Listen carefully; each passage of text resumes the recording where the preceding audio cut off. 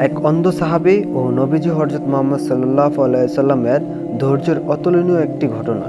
মদিনায় এক ইহুদি নারী ছিল। সে ছিল অন্ধ। প্রতিদিন সে নবী মুহাম্মদ সাল্লাল্লাহু আলাইহি সাল্লামকে অজস্র ভাষায় গালাগালি করত। সে নবীকে মিথ্যাবাদীও বলতো এবং তার বিরুদ্ধে মানুষের কান ভারিও করত। কিন্তু আশ্চর্যের বিষয়, নবীজি মুহাম্মদ সাল্লাল্লাহু আলাইহি সাল্লাম কখনো তাকে পাল্টা কথা বলেননি, বরং তিনি নিয়মিত তার বাড়িতে যেতেন, খাবার এনে দিতেন, নিজ হাতে তাকে খাওয়াইতেন এবং নীরবে তার সেবা করে চলে আসতেন। তিনি কখনো বলেননি, আমি আল্লাহর রাসূল। তিনি শুধু ধৈর্য ধরেছিলেন। একদিন কি হলো জানেন? একদিন নবীজি মুহাম্মদ সাল্লাল্লাহু আলাইহি সাল্লাম অসুস্থ হয়ে পড়লেন।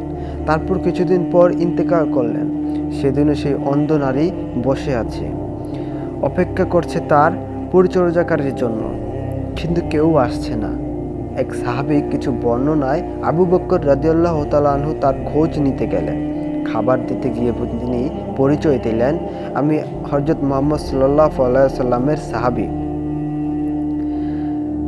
এই কথা শুনে সেই অন্ধ নারী চিৎকার করে কেঁদে উঠল। সে বলল, তোমরা আমাকে ধোঁকা দিয়েছ। যে মানুষটা প্রতিদিন আমাকে খাওয়াইতো, সে কখনো নিজেকে নবী বলে পরিচয় দিত না।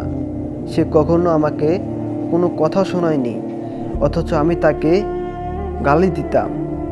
সে কাঁদতে কাঁদতে বলল, আজ বুঝলাম সে মিথ্যাবাদী হতে পারে না। এমন ধৈর্যশীল মানুষ আল্লাহর প্রেরিত ছাড়া আর কেউ হতে পারে না। সেই অন্ধ নারী সেখানেই ইসলাম গ্রহণ করলেন। সুবহান।